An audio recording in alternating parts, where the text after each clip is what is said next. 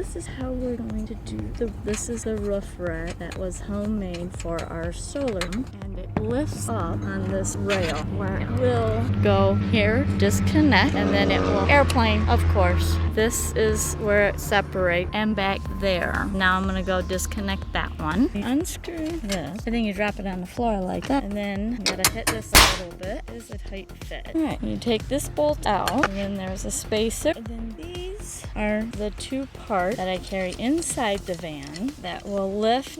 Well, not the part. This part was attached up here to keep these spaces. This spacer was in between here and this bolt was here. Take that out, and then this goes over here. These two bolts come down here and go in like this, and then we lift. I'm doing this. We lift this. We put this bolt in here. We put this bracket here. Then we put this in here. We kind of finagle this so that it goes in, and then we have this one goes over here. Now this is just for demonstration purposes. I'm not going to tighten everything down, but you can notice how this system works. Then you have my solar that is tilted. Now I'm going to go over and do that side. We're on the other side.